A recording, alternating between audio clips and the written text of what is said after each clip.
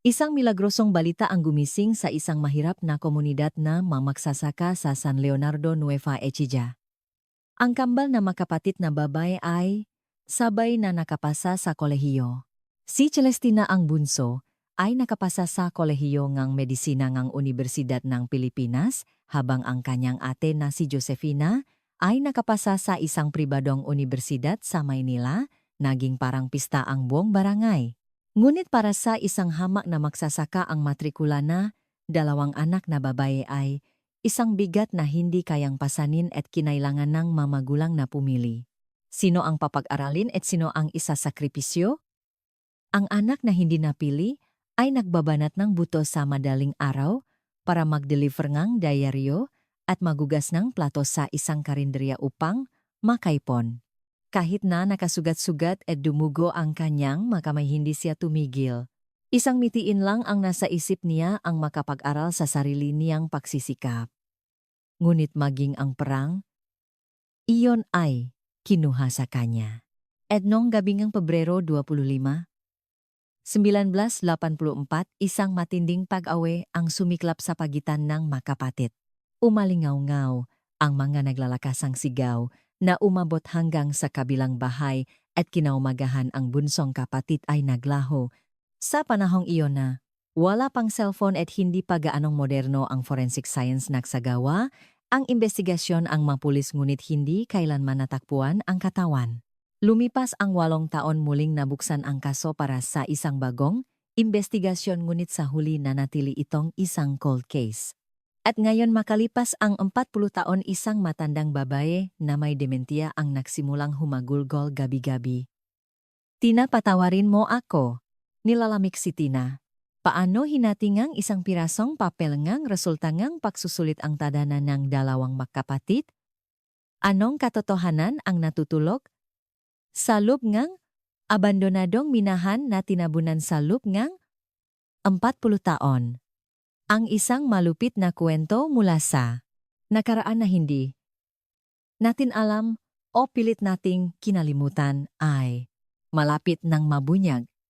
Simulan na natin ang kwento ngang araw na iyon.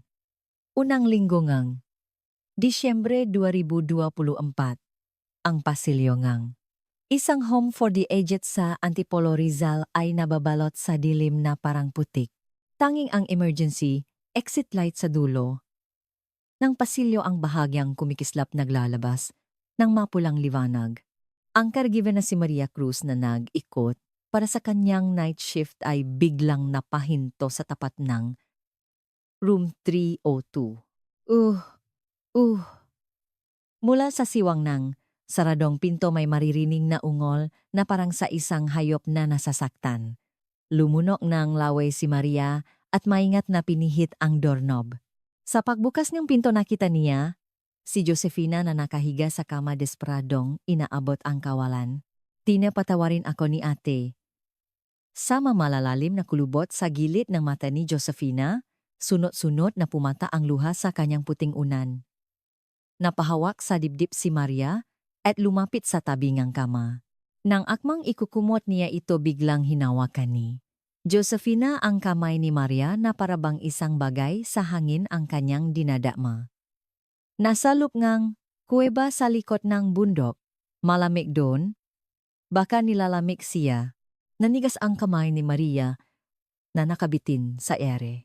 Alam niyang malubha na ang dementia ni Josefina at madalas itong nagsasalita ng kung ano-ano tuwing gabi, ngunit sa pagkakataong ito ang kanyang boses ay tila napakalinaw at totoo. Kinuha ni Maria ang kanyang cellphone mula sa bulsa at sa nanginginig na mga daliri pinindot ang record button. "Tina, patawarin ako," ni ate. Nasa loob ngang kuweba sa likod bundok. 3 beses inulit ni Josefina ang parehong masalita na parang sirang plaka. Pagkatapos tila naubusan ngang lakas, biglang bumaksak ang kanyang kamay at ang kanyang mabigat na pahinga ay naging kalmado. Sign safe ni Maria ang recording at nakmamadaling lumabas ng silid na parang tumatakas. Kuweba sa likod bundok, sino naman ang nandun sa labas ng bintana ng pasilyo? Nagsisimula ng bumaksak ang ambon ng Disyembre. Hinaplos ni Maria ang kanyang bato na biglang nanlamig at muling kinuha ang kanyang cellphone. 10 araw makalipas noong Disyembre, 2024, sa isang condo unit sa Quezon City, si Lia Reyes ay nakatitig sa screen ng kanyang laptop habang humihigop ng malamig ng kape. Isang dating social worker sa isang home for the aged, si Lia ay isa na ngayong YouTuber na kasalukuyang problemado dahil sa kawalan ng bagong material para sa kanyang channel. Hay, anong kwento na naman kaya ang i-upload ko ngayon? Biglang napahinto ang hintuturo ni Lia na nag-scroll sa mouse. Isang maikling post at isang audio file sa kanyang social media feed ang pumukaw sa kanyang pansin. Habang nakaduti sa gabi isang pasyenteng may dementia ang paulit-ulit na sinasabi ito gabi-gabi. May tao raw sa likod bundok. Likod bundok ano? Na naman to kinalkal ni Lia ang kanyang drawer, kinuha ang earphones, isinaksak sa tainga at pinatuktok ang file. Ang nanginginig na boseseng matanda ay tumusok sa kanyang pandinig. Tinapatawarin ako ni ate. Nasa loob ngang kuweba sa likod bundok, baka nilalamig siya. Tinanggal ni Lia ang kanyang salamin at inilapa sa mesa. Para sa isang simpleng sintomas ng dementia, ang sinasabi nito ay masyadong tiyak. Ang pangalang Tina, ang lugar na kuweba, at ang pag-amin na patawarin mo ako. Hindi ito ordinaryong kahibangan. Walang pag-alinlangan nagpadala ng private message si Lia sa account na nagpost nito at kinabukasan nakatanggap siyang ang sagot mula kay Maria Cruz, Home for the Aged sa Antipolo Room, 302 Pasyente Josefina Santos. Binuklat ni Lia ang kanyang kwaderno at maring isinulat ang pangalan. Nung hapon ng Disyembre 17, 2024, sa visiting area ng Home for the Aged sa Antipolo, isang malamig na tensyon ang namayani. Nakaupo si Lia sa isang plastik na upuan, tahimik na pinagmamasdan ang lalaking nasa harapan niya. Si Miguel Santos, ang nag-isang anak ni Josefina, at isang office worker ay makasalikop ang makamay. At matalim ang tingin kay Lia. Investigasyon, gagamitin niyo ang nanay ko para sa views. Ang boses ni Miguel ay umalingaw-ngaw sa bakanteng silid. Hindi na tinakbahagyang yumuko si Lia at mahinahong sumagot. Hindi po ganon ang intensyon ko, Ginong Miguel. Ang sinasabi po kasing nanay ninyo tuwing gabi ay maring hindi lang ordinaryong kahibangan, kaya't nandito po ako para alamin. Lahat ba nga matandang may dementia na nagsasalita nang kung ano-ano ay balita na ngayon? Huwag nyo nang halungkatin ang masakit na nakaraan ng pamilya namin at umalis na kayo. Biglang tumayo si Miguel. Gumawa nga matinis na ingay ang upuan na kinalatkat sa sahi. Hindi ko hahayaang gawin ninyong palabas ang nanay ko. Umalis na po kayo? Tumalikot si Miguel at malakas na isinara ang pinto ng silid. Matagal na tinitigan ni Lia ang saradong pinto bago huminga ng malalim. Mukhang mahirap to, pero hindi ako pwedeng sumuko rito. Kinuha ni Lia ang kanyang laptop mula sa bag at inilagay sa mesa. Nakuha na niya mula sa pamunuan ng Home for the Aged ang impormasyon na ang probinsya ni Josefina ay Nueva Ecija. Sa search bar, tinipin ni Lia ang 1,984 Nueva Ecija missing person at pinindot ang enter. Isang loading icon ang umikot-ikot sa gitna ng screen at maya-maya lumabas. Ang mensaheng, no results found. Masyado nang luma ang kaso kaya hindi na lumalabas sa ordinaryong portal search. Kinagat ni Lia ang kanyang labi at isinara ang laptop. Hindi ubra rito. Kailangan kong halungkatin ang galumang diaryo at magasin. Inayos ni Lia ang kanyang gamit at umalis sa Home for the Aged. Sa ibabaw ngulay abong gusali papalubok na ang araw. Habang nasa provincial bus pabalik ng Maynila, nakatingin si Lia sa mga ilaw ng siyudad sa labas ng bintana. Malalim ang iniisip. Pagdating sa kanyang kondo sa Quezon City, umupo si Lia sa harap ng kanyang desk habang ngumungguyan ng sandwich mula sa convenience store. Hindi pa nagpapalit ng damit, muli niyang binuksan ang laptop at nag-login sa isang digital news library.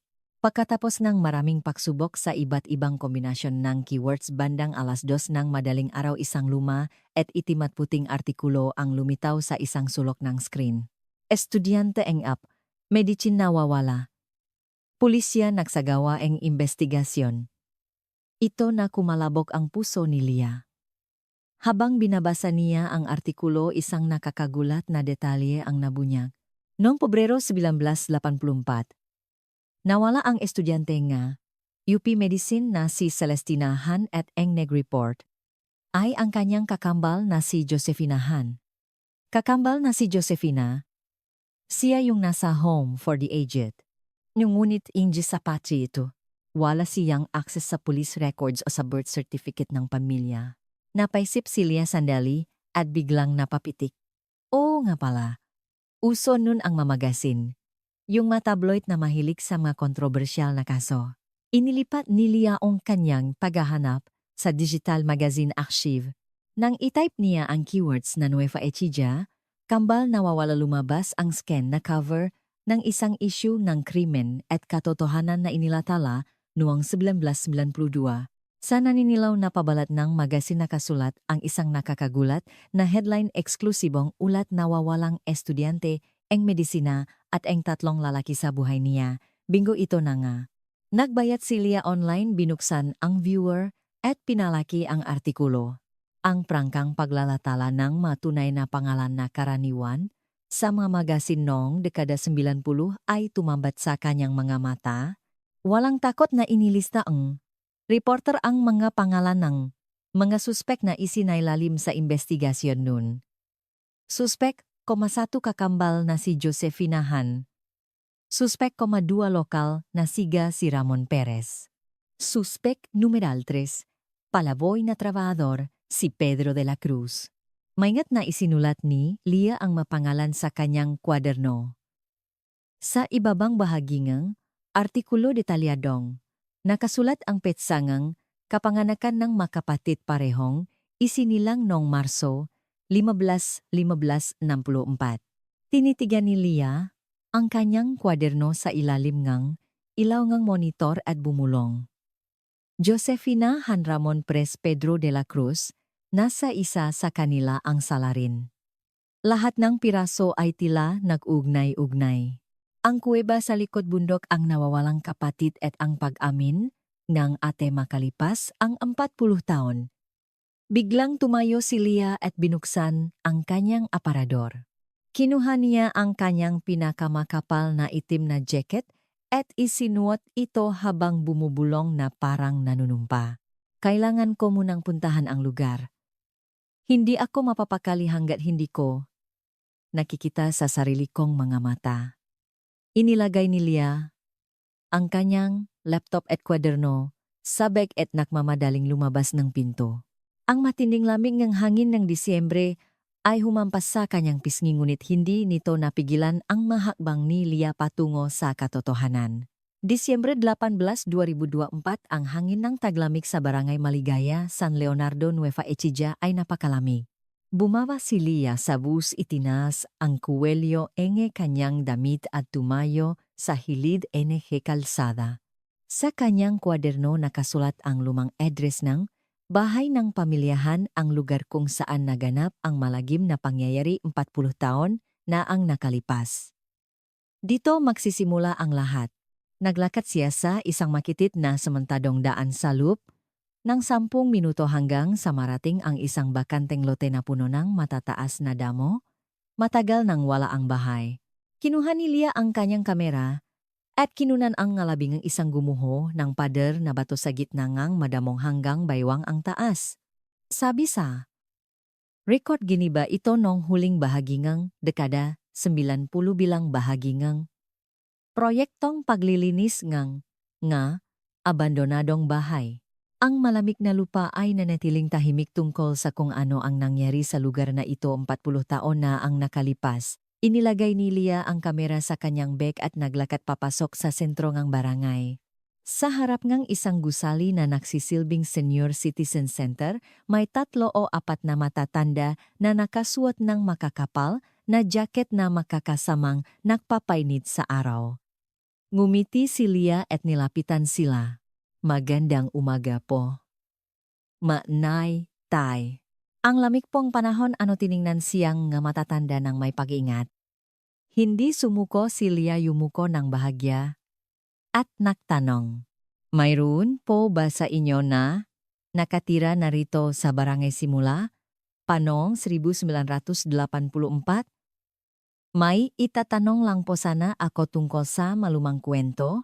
Isa sa kanila isang lola na mayos ang pakakasulot ng puting buhok, ang tumitik kay Lia at nagsalita.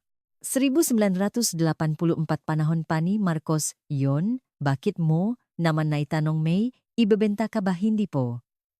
Nag-imbestiga po ako tungkol sa pamilyang Han na dating nakatira rito. Sa pagbanggit ng pangalanghan biglang sumeryoso, ang ngamuhang nga matatanda.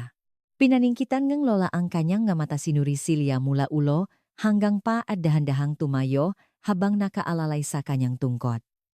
Ako si Flora. Malamig dito sa labas, pumasok ka muna. Mainit sa loop may gusali dahil sa kuryenteng heater. Inabutan ni Aling Flora Silya ng isang unan at inalok sa pinakamainit na bahagi ng sahig.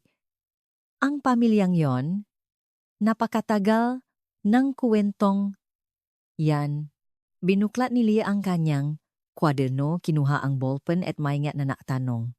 Nay, noong Pebrero 1984, may malaki raw pong handaan dito sa barangay.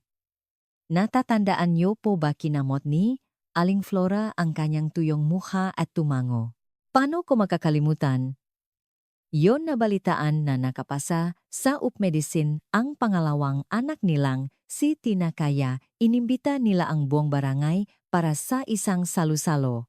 May lambanok, may lechon pa nga at ang ingay ngang matugtugan. Ang mamata ni Aling Flora ay napatingin sa kawalan na parabang ginugunita ang masayang eksena 40 taon na ang nakalipas.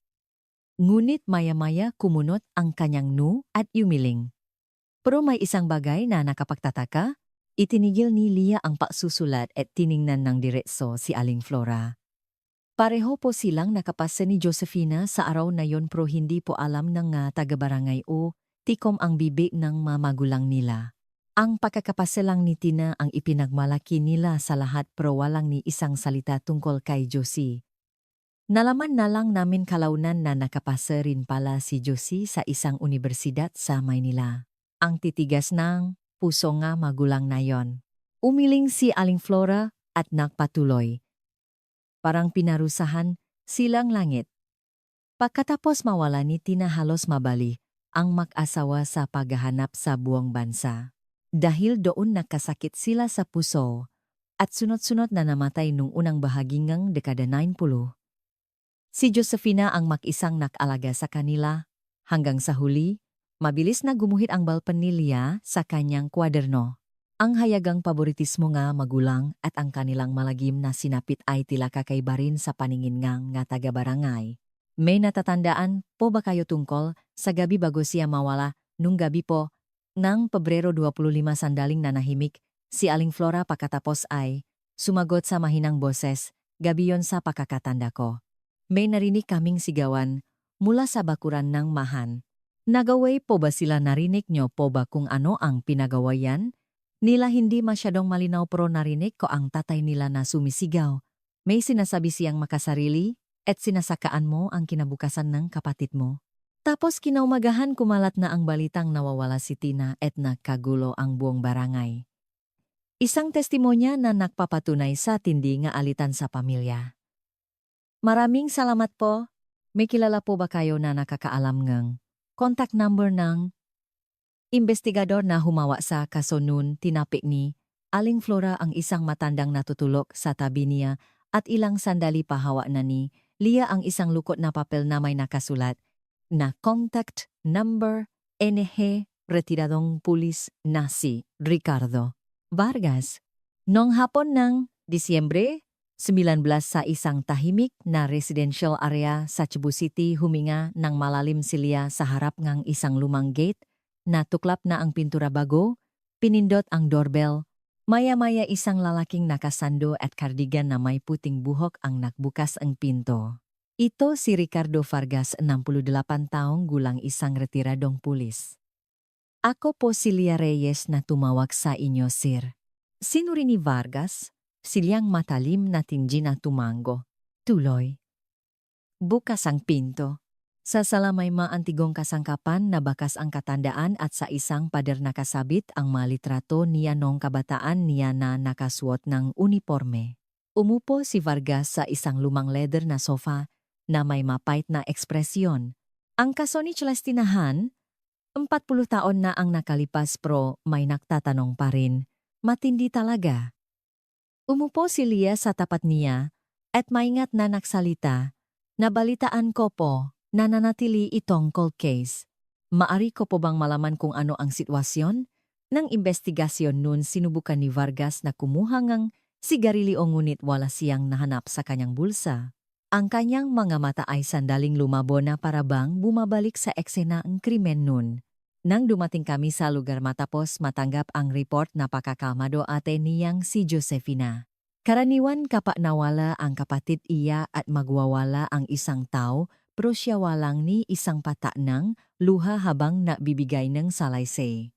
Naging kahina-hinala po ba iyon sa inyo o? Mayroon kaming tinatawag na police instinct. Pero may mas kahina-hinala pa. Yumuko si Vargas palapit kay Lia. Bumaba ang kanyang boses. Nang sinusuyot namin ang bundok sa likod ng barangay mahipit na tinutulan ni Josefina ang paghahanap sa lugar ng abandonadong minahan. Sabi niya mapanganib daw doon at baka gumuho, hinarangan pa niya ang daan. Nagtaka kami kung bakit pro dahil walang matibay na ebidensya hindi namin mapilit. Isinulat ni Lia ang salitang minahan sa kanyang kwaderno at nagtanong. Nabalitaan ko po na 3 ang suspek noon. Isa-isang binilang ni Vargas sa kanyang daliri. Una ang ate na si Josefina. Pangalawa isang binata sa barangay na patay kay Celestina si Ramon Perez. Pangatlo isang dayong trabahador na 10 araw bago ang insidente ay paikot-ikot sa mabahay para mag-alok ng serbisyo si Pedro de la Cruz. Ano po ang nangyari sa kanila huminga ng malalim si Vargas at umiling. Si Ramon may matibay na alibi noong gabi ngang insidente. Kumpirmadong nasa wedding reception siya ngang kaibigan niya hanggang madaling araw. Si Pedro naman biglang naglaho sa barangay kinabukasan at hindi na namin natakpuan. Si Josefina po siya ang may pinakamalakas na motibo. Pero dahil walang katawan at walang armas hindi namin siya makasuhan. Hinalalang walang ebidensya. Yan ang pinakamalaking kabiguan sa buong karera ko. Sandaling itinigil ni Lia ang pagsusulat at tiningnan ang mata ni Vargas. Nabalitaan ko po na nakaroon ng muling investigasyon noong 1990-ando. Bakit po hindi ninyo hinaluhok ang minahan noon? May testimonya na po mula sa kapitan na narinig niya silang nag-away. Isang madilim na anino ang bumalot sa mukha ni Vargas. Ikinuyom niya ang kanyang kamao at lumitaw ang maugat sa kanyang kamay. Huli na ang lahat nun. Noong 1987, may nangyaring aksidente sa minahan kaya't ipinag-utos ng munisipyo na samantuhin at isara ang lahat ng pasukan ng maabandonadong minahan. Sarado na po pala ang pasukan. Ang testimonya ang kapitan na narinig niya silang nakawe ay hindi sapat para makakuha kami ng search warrant para sirain ang makapal na semento. Tinanggihan ng hukom. Kailangan daw namin ng mas matibay na ebidensya. Ang boses ni Vargas ay nanginginig sa galit at pagsisisi. Kung nasira lang sana namin ang sementong yon nalaman sana namin kung ano ang nasa loob. Tahimik na isinara ni Lia ang kanyang kwaderno. Ang malalalim na kulubot sa mata ni Vargas ay parang mapaklat na iniwan ng isang hindi nalutas na kaso. Ang bigat ng 40 taon ay nakapatong sa balikat ng mata ng pulis. Tumayo si Lia at magalang na yumuko. Maraming salamat po, sir. Kung may maaalala pa po kayo tawagan nyo, lang po ako.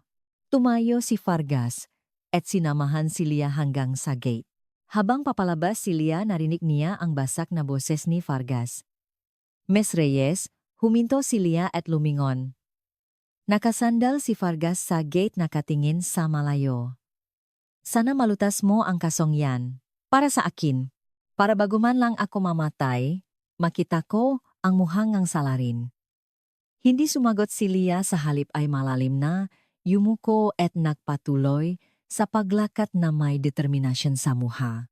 Disyembre 22, 2024, sa isang lumang coffee shop sa Makati, ang sikat ng araw sa hapon ay humahaba sa bintana.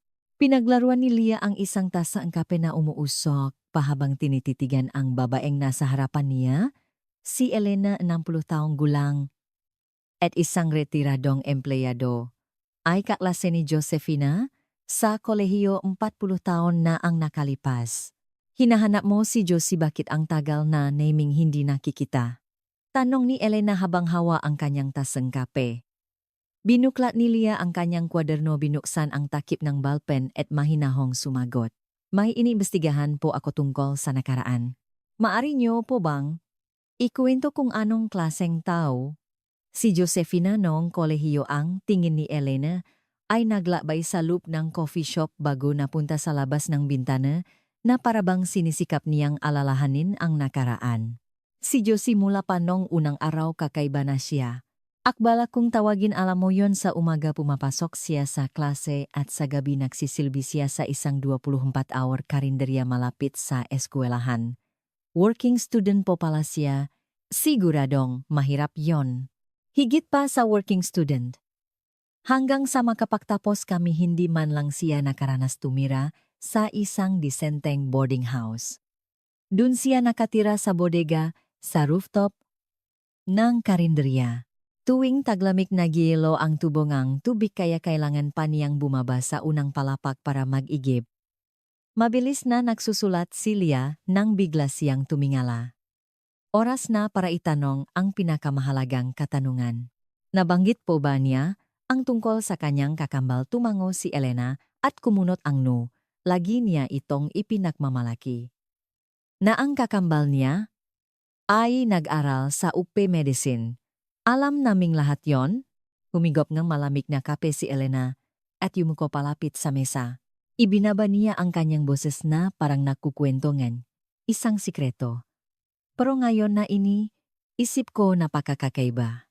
Sa loob ng 4 na taon walang sinuman sa amin ang nakakita sa sikat na kapatid niyang iyon. Kahit nasabihin, naming ipakilala mo naman sa amin o yayain mong kumain, laging may dahilan si Josie. Dahilan po, anong klaseng dahilan? Kesyo abala raw sa pag-aral o may duty sa ospital? Pero isipin mo, kambal sila parehong nag-aaral sa Maynila. Pero sa loob ngang 4 na taon hindi man lang siya dinalaw sa eskwelahan makatuwiran. Bayon huminto ang dulo ang ballpen ni Lia sa papel. Ang testimonya ni Elena ay hindi lang tungkol sa pagiging malayo sa isa't isa kundi sa isang matinding kababalahan. Kahit isang beses po walang nakakita sa kanya. O kahit isang beses. Kahit nung graduation mag-isa lang si Josie na kumuha ng litrato. Nagbibiruan pa nga kami noon baka raw hindi naman talaga totoo ang kapatid niya. Isinara ni Lia ang kanyang kwaderno at napaisip ng malalim. Ibig sabihin sa loob ngang 4 na taon na buhay si Josefina na umarteng buhay pa ang kanyang kapatid na matagal nang wala sa mundo. Noong hapon ding iyon tumawag si Lia sa Municipal Agriculture Office ng San Leonardo. Ang boses na empleyado sa kabilang linya ay formal. Magatalaan pong kitang mamaksasaka noong dekada 80, sandali lang po hanapin ko sa microfilms. Kinakabahang naghintay si Lia. Pagkalipas ng 2 araw, isang fax machine ang umingay at naglabas ng isang lumang papel. Nakasulat dito ang kalagayang pinansyal ng pamilya ng ama nina Celestina at Josefina noong 1984. 3 ektaryang palayantaw ng kita humigit kumulang 315,000. Kinuha ni Lia ang calculator. Noong 1984, ang matrikula sa UP Medicine ay nasa 45,000 kada taon habang sa pribadong universidad ay mahigit 1,088. Sa taunang kita ng pamilyahan na 15,000, impossible talagang mapag-aral ang 2 anak ng sabay. Kinailangan nilang pumili. Hindi nila kayang iligtas pareho. Bumulong si Lia habang nakasandal sa upuan. Kaya't kinailangan nilang isakripisyo ang isa. Ang ibuhos, ang lahat ng yaman ng pamilya kay Celestina na nakapasa sa UP Medicine para sa isang mahirap na magsasaka iyon marahil ang tanging paraan para mabuhay. Ngunit naisip ni Lia kung gaano kalalim ang sugat na iniwan ng malupit na desisyong iyon sa puso ng anak na inabandona.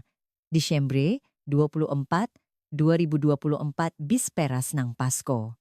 Sa isang tahimik na residential area sa Tarlac City, huminga ng malalim si Lia sa harap ngang isang saradong gate at pinindot ang doorbell. Maya-maya isang matandang babae na may puting buhok ang lumabas. Si Ginang Mendoza, 72 taong gulang, isang retiradong guro. Siya ang dating fourth-year high school advisor, Nina Josefina at Celestina. Ako po si Lia Reyes na tumawag sa inyo, ma'am. Ngumiti ng malumanay si Ginang Mendoza at pinatuloy si Lia. Sa pader ng sala nakasabit ang makupas na graduation picture ng kanyang magadating estudyanta. Sina Josefina at Celestina, ang kambal na yon natatandaan ko sila. Umupo si Ginang Mendoza sa isang lumang leather na sofa at inilapak ang tasangang tsaa. Umupo si Lia sa tapat niya. Ano po ang masasabi ninyo sa kanila bilang estudyante, ma'am? Lumabo ang nga mata ni Ginang Mendoza at napatingin sa matuyong sanga sa labas ng bintana na parabang bumabali sa alaala ng silid-aralan 40 taon na ang nakalipas. Si Josie kasing sipah din ni Tina. Siya ang laging naunang dumarating sa eskwelahan para sindihan ang kalan sa classroom. Ang taas din ng magrado niya. Pareho silang matalino.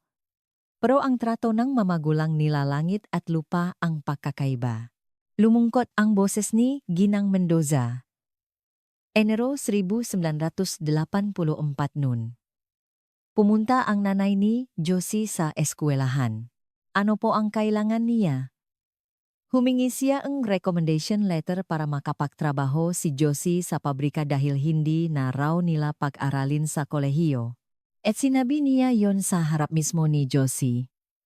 Grabe po, sa harap mismo ni Josefina o. Hindi ko makalimutan ang itsura ni Josie noon. Pero pinutol niya ang sinasabi ng nanay niya at sinabing, hindi po, ma'am. Kaya ko pong pag-aralin ang sarili ko. Kaya kong bayaran ang matrikula ko. Nanginginig ang boses ni Ginang Mendoza. Habang sinasabi niya, yon puno ang luha ang mga mata ni Josie. Halatang nakpipigil lang. Pero hindi man lang siya pinansing ng nanay niya at tumalikot na lang. Ano po ang reaksyon nila nung nakapasa si Celestina? Ibang-iba.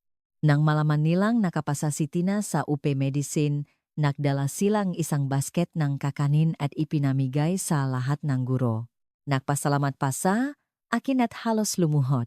Ngunit nang malaman nilang nakapasa rin, si Josefina, malamig ang naging reaksyon nila. Ang masakit pa, narinig kong bumulong ang nanay niya.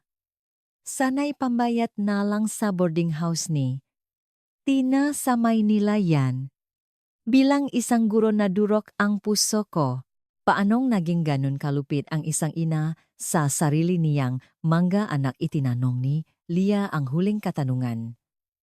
Nabalitaan niyo po ba na naipon si Josefina ng prao? Sa buong fourth year, nag-deliver siya ng diaryo at nahugas ng plato. Nakaipon daw siya ng plato 10,000. Pero hindi ko na alam kung ano ang nangyari sa prang yon. Tumayo si Lia at yumuko. Maraming salamat po, ma'am. Paglabas niya, humampas ang malamig na hangin. Habang naglalakad, nag-vibrate ang kanyang cellphone. Isang hindi kilalang numero. Hello, si Lia Reyes po ba? To si Miguel po ito. Huminto si Lia. Ito ang anak ni Josefina. Opo, si Miguel po. Bakit po? Sa kabilang linya narinig niya ang mabigat na pahinga ni Miguel. Mula noong araw na yon, hindi malis sa isip ko ang mga sinasabi ni Mama. May gusto po sana akong malaman tungkol sa nakaraan niya. Pakiramdam ko may hindi ako alam. Determinado ang sagot ni Lia. Sige po. Kailan at saan tayo makikita? Papunta na po ako ngayon din. Disyembre 26, 2024. Sa isang coffee shop sa Pasay City, isang matinding tensyon ang namayani. Hawak ni Lia ang isang tasaang kapeng wala ng init habang panay ang sulyap sa pinto. 10 minuto siyang mas maagang dumating.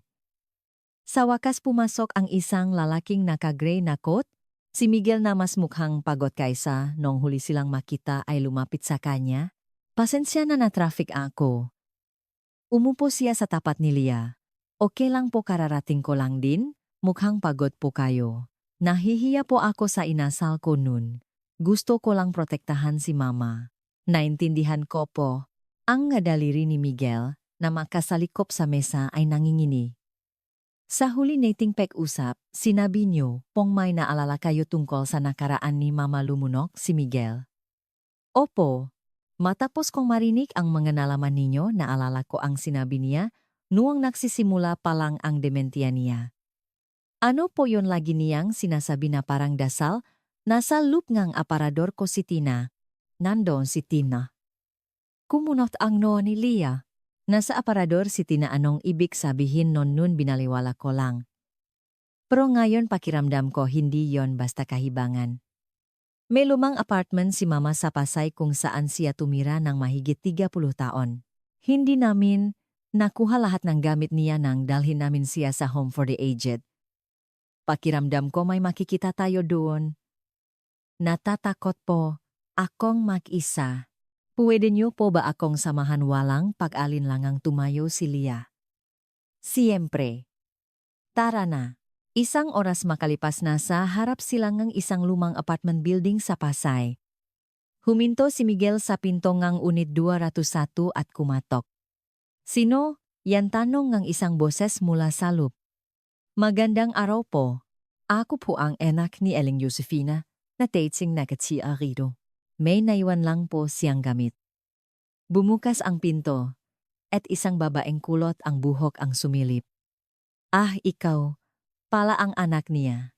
Kukunin niyo na ba ngayon? May isang lumang aparador sa beranda, hindi ko alam kung anong gagawin. Titignan lang po namin. Saglit lang po. Pumasok sila sa loob. Sa isang sulok ng maliit na beranda naroon ang isang maalikabok na 3-drawer na aparador. Lumuhod si Miguel sa harap nito. Dito huminto ang oras para kay Mama. Binuksan niya ang unang drawer, malumang damit. Ang pangalawa, mga luma at inamag na kwaderno at libro. Wala namang kakaiba rito. Binuksan ni Miguel ang huling drawer. Sa ilalim may sapin na naninilaw na dyaryo. Nang aalisin na sana niya ito, napansin niyang bahagyang nakaangat ang ilalim ng drawer. May false bottom bulong ni Lia. Ipinasok ni Miguel ang kanyang daliri at itinaas ang manipis na kahoy. Sa ilalim, may isang lumang sobra. Nanginginig ang kamay ni Miguel. Buksan niyo po, sabi ni Lia. Kinuha ni Miguel ang sobre. Sa loob, may isang lukot na sulat at isang resibo. Binuksan niya ang sulat. Nakasulat sa itaas para kina Itay at Inay na may Patsang Pebrero 1984. Sabay kaming nakapasa sa kolehiyo. Pero bakit hindi niyo man lang ako binati ang libu-libu-ribu na yon pinahirapan ko? Pero bakit ibinigay niyo kay Tina? Hindi na natapos ni Miguel ang pagbabasa, bumara ang lalamunan niya. Ang sulat ay may mabakas ng luha. Pareho tayong galing sa sinapupunan niyo, pero bakit hindi niyo ako ituring na taugalit? Nagalit ako sa inyo. Nalukot ang sulat sa kamay ni Miguel. Pinulot ni Lia ang resibo. Isang withdrawal slip mula sa isang rural bank sa Nueva Ecija, may petsang Pebrero 221984. Nakasad dito ang pag-withdraw ng 7,000 mula sa account ni Josefina. 3 araw bago ang insidente. Saan napunta ang prangto? Binaliktad ni Lia ang resibo. Sa likod may sulat kamay na mariing isinulat, kunin mo na to. Pero wag mo na akong asahan. Tina. Nanlaki ang nga mata ni Lia. Ito ang ebidensya na nagaway sila ng matindi dahil sa pera. Bago siya mawala, napunta kay Tina ang pera ni Josefina. Niyakap ni Miguel ang sulat at umiyak. Ganito pala kabigat ang dinala ni Mama habang buhay. Ninakawan ng kapatid, itinawil ng magulang. Hinawakan ni Lia ang balikat ni Miguel. kailangan nating mapatuloy. Ang perang ito ang nagsilbing mitsa ang lahat. Kailangan nating hanapin ang pamilya ng kapitan ng barangay na nagbigay ng testimonya noong 1992. Siguradong may alam pa siya. Pakalipas ng 2 araw Disyembre 28 natunton ni Lia ang apo ang dating kapitan na si Gay Domingo. Nagpapatakbo itong isang maliit na printing press sa Maynila. Si Lolo po matagal na siyang wala. Bakit niyo po siya hinahanap tungkol po sa 1980 missing person case sa Nueva Ecija? Ang testimonya, pong Lolo, ninyo, ang susi sa kaso. Sumeryoso ang muhang apo, ang kasong yan. Alam kong may maghahanap din dito balang araw. Anong pong ibig ninyong sabihin binuksan ng lalaki ang isang drawer at inilabas ang isang luma at putpot na diary? Bago mamatay si Lolo ipinagbilin niya ito sa akin. Kung may mag-imbestiga ulit sa kaso ibigay ko raw ito sa kanila. Isang huling habilin po opo. Sabi niya may hindi raw siya nasabi nun.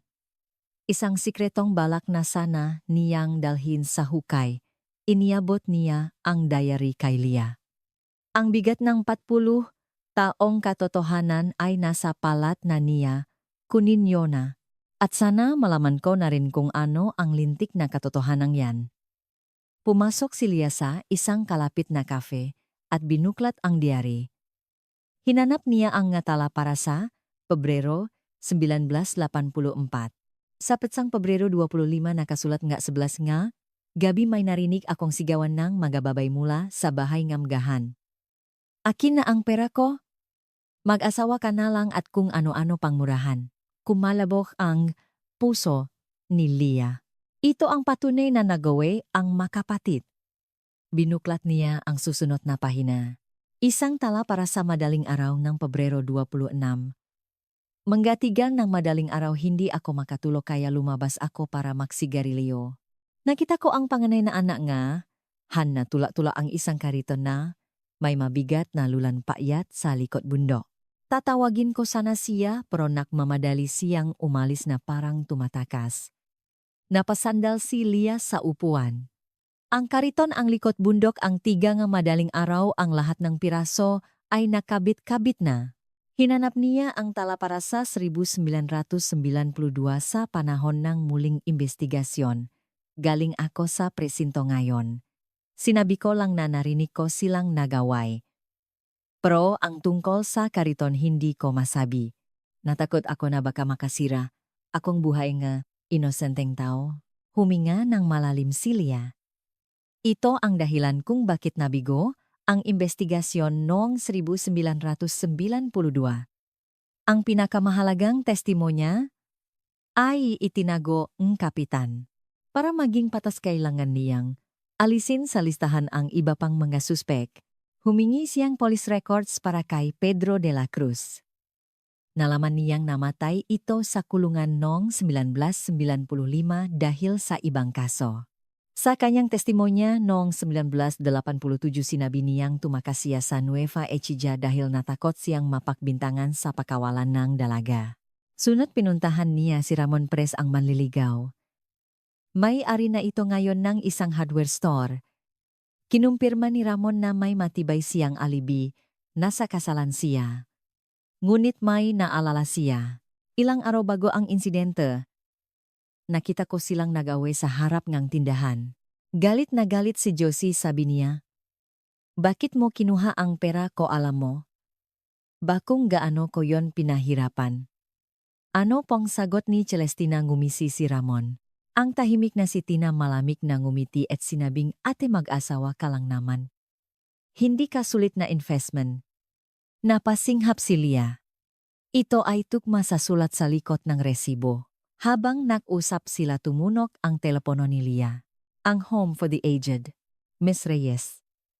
Ang pasyenteng si Josefina, critical po ang lagay. Sinasaktan niya ang sarili at isinisigaw na nilalamig si Tina kailangan siyang ilabas. Nagpaalam si Lia kay Ramon at tumakbo palabas tinatawagan si Miguel. Miguel ako, tuna sa ospital si mama kritikal daw kailangan nating pumunta ngayon hapon ngang Enero 3, 2025. Sa harap ngang room 302, nakatayo si Nalia at Miguel nakikinig sa mabigat na pahinga mula sa loop. Dahan-dahang binuksan ni Miguel ang pinto. Sa loop nagwawala si Josefina halos matanggal ang kanyang IV line. Bitawan niyo ako sigaw niya. Tumatakbong lumapit si Miguel. Ma ako to si Miguel ngunit ang mata ni Josefina ay blanco. Tina, nilalamig. Kailangan siyang ilabas. Sa isang iglap tila bumalik ang katinuan ni Josefina. Tiningnan niya ang kanyang anak. Miguel ang kalmadong boses niya. Hinawakan niya ang kamay ni Miguel. Miguel, kailangan nating kunin ang tita mo. 40 taon na siyang mag-isa dun. Lumapit si Lia. Ginang Josefina, ako po si Lia. Ano po ang nangyari nung gabi ng Pebrero 25, 1984? Tiningnan siya ni Josefina, ang mamata niya'y bumabalik sa malagim na nakaraan. Nung gabing yon pumasok si Tina sa kwarto ko. Sabi niya, salamat sa empayatuga na may kasamang panginis. Tapos sinabi niyang, pagdating sa Maynila, huwag mo na akong kakausapin. Nakakahiya makaroon nga, kapatid na tulad mo. Hindi tayo magka-level. Nangginig ang kamay ni Josefina sa galit. Sa sandaling yon sumabog ang lahat ng galit na kinimkim ko sa loob ng 20 taon. Nagdilim ang paningin ko. Hindi ko namalayan na itulak ko siya. Malakas. Hindi man lang siya. Nakasigaw, tumalsik siya. Paatras at tumama ang ulo niya sa kantong hambang pinto. Akala ko nung una okay lang siya. Pero may dugo. Ang daming dugo sa sahig at hindi tumitigil. Ang boses ni Josefina ay garalgal. Unti-anting nanlamig si Tina. Kahit anong yugyo, ko hindi na siya gumagalaw at pahina ng pahina ang hininga niya. Yumuko, si Miguel, nanginginig ang mga balikat sa pag-iyak. Kung gigisingin ko sina Itay, makukulong ako, natakot ako Miguel. Sobrang natakot ang mama mo. Humagulgol si Josefina na parang bata. Hanggang madaling araw nakaupo lang ako sa tabi niya. Nang kumpirmahin kong malamig na ang katawan niya, isinakay ko siya sa kariton ni Itay. Nanginginig na nagtanong si Lia. Saan? Saan niyo po siya dinalaw mablas metro mula sa bunganga ng abandonadong minahan sa likod bundok? Inihiga ko siya doon. Sa pinakamalalim na bahagi para hindi siya makita nga madaga. Ikinumpas ni Josefina ang kanyang magkamay na parang may kinukumutan. Ikinumot ko sa kanya ang paborito niyang pingnakumot. Pagkatapos bumaba ako at kinaumagahan nagsinungaling akong nawawala ang kapatid ko. Isang mabigat na katahimikan ang bumalot sa silid. Alam niyo po ba na noong 1987, sinelyuhan ng semento ang minahan? Ang mukha ni Josefina ay napuno ng sakit. Halos mabalih ako nang mabalitaan ko. Pero sa isang banda nakahinga ako ng maluwag dahil alam kong hinding-hindi na nila mahahanap si Tina. Ganyan ako kasamang tao. Walang tigil ang agos ng luha sa kanyang mga mata. Taon-taon tuwing Pebrero pumupunta ako sa isang simbahan malapit sa minahan para magdasal. Tina, patawat. Kasalanan ni ate. Patawarin mo sana ako. Biglang umiling si Josefina. Ang kanyang mamata ay muling lumabo. Pero, si Tina ba ang unang nanakit sa akin o ako ang unang nanulak? Hindi ko na matandaan. Ang liwanang katinuan ay nawala sa kanyang mamata. Muli siyang nalunot sa dementiya. Sino kayo kaibigan, ba kayo? Ni Tina umiyak ng malakas si Miguel. Nung gabing iyon ipinadala ni Lia ang lahat ng ebidensya, ang recording, ang diary, ang resibo at ang salaysay sa pulisya ng Nueva Ecija na may formal na hiling na muling buksan ang kaso. Isang linggo makalipas tumawag ang pulis. Mes Reyes, nakuha na po namin ang waran mula sa korte para buksan ang minahan. Enero 15, 2025, 10 ng umaga. Sa likod bundok ngang San Leonardo Nueva Ecija naktipon ang mga forensic expert sa harap ngang sementadong pasukan ng minahan. Sa labas ng police line nakatayo si Lia kasama si Miguel. Dumating din ang retiradong pulis na si Richardo Vargas. 40 taon bulong ni Vargas. Salamat at makikita ko ang katapusan nito bago ako mamatay. Sa hudyat isang malaking jackhammer ang nagsimulang bumasak sa semento.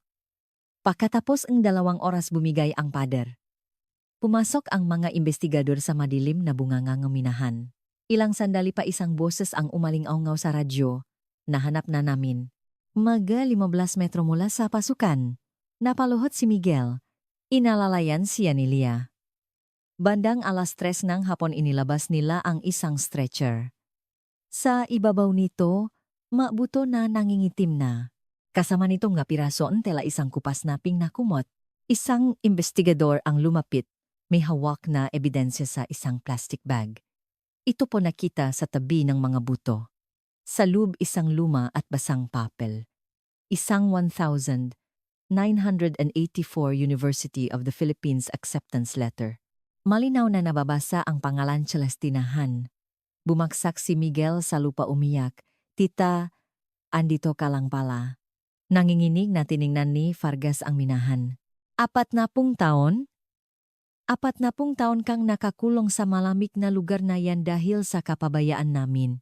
Enero 25, 2025 kinumpirma ng NBI Forensic Laboratory na ang DNA mula sa mga buto ay tumutukma sa ina ni Miguel na nakpapatunay na ito nga si Celestinahan. Ang sanhingang kamatayan blunt force trauma sa bungo na tukma sa salaysay ni Josefina. Sa isang press conference inihayag ng pulisya ang buong pangyayari. Ngunit hindi na maaring kasuhan si Josefina. Ang krimen na homicide noon ay may statute of limitations na 12 taon na nag-expire noong 1996. Ang kaso ay opisyal ng isinara. Ibinalik kay Miguel ang mga labi ng kanyang tiyahin. Sa harap ng abandonadong minahan tumayo si Vargas. Kinuha niya ang kanyang lumang kwaderno at isinulat sa tabi ng pangalan ni Celestinahan Enero 2025, kaso sarado NA. Tina, pasensya na kung natagalan. Magpahinga ka na sa kapayapaan. Isang patak ng luha ang tumulo sa papel kumalat ang tinta. Pebrero 25, 2025 eksaktong 41 anibersaryo ang kamatayan ni Celestina. Dinala ni Miguel ang kanyang ina na nakasakay sa wheelchair sa harap ng minahan. Isang maliit na lapida ang nakatayo na run, Celestinahan 1964,1984. Blanko ang mga mata ni Josefina. Ngunit nang makita niya, ang pangalang Celestinahan bigla siyang nanginig. Titina, ang basak niyang boses. Hindi ka na? Giniginaw, di ba patawarin mo si ate na huli ako? Lumuhot si Miguel. Sa tabi ng kanyang ina, mapaano niyo po tinis mag-isa ang lahat ng to sa loob ng 40 taon? Siya ay isang salarin ngunit isa ring biktima ng malupit na diskriminasyon. Pebrero 27, 2025. In-upload ni Lia ang video sa kanyang YouTube channel na mga kwentong nalimot. Ang pamagat isang, sinapupunan 2 tadhana ang trahedya na nabunyak makalipas ang 40 taon. Ginamit niya ang recording ng boses ni Josefina sabay kaming nakapasa pro bakit ako lang ang itinakwil naging viral ang video. Umabot sa 5 milyong views sa loob ng isang linggo.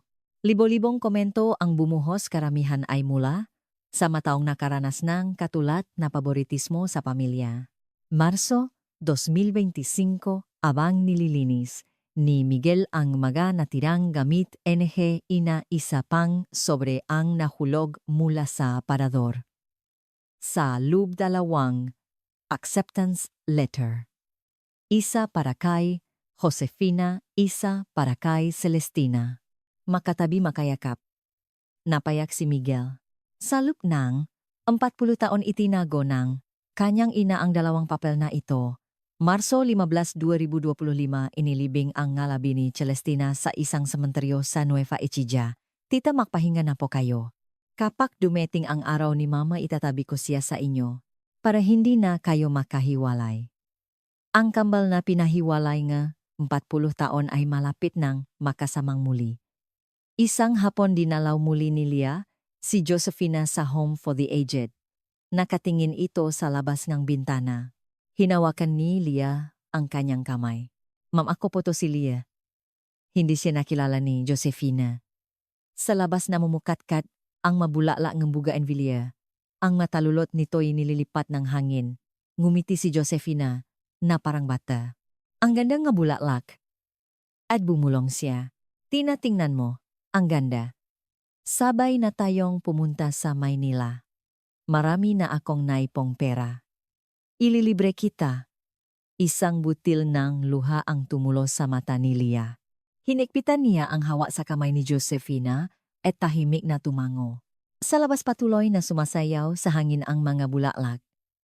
Noong 1984, hindi sila sabay na nakaalis. Ngunit ngayon makalipas ang 41 na taon sa loob ngang sirang alaala ni Josephina, magkahawak kamay silang dalawa sabay na naglalakbay patungong Maynila. Maraming salamat sa inyong pakikinig. Kung mag-iwan kayong komento, malaking tulong po iyon. Sana'y makaroon din kayong kapayapaan sa inyong araw. Huwag kalimutang mag-subscribe at i-like ang video na ito. Salamat!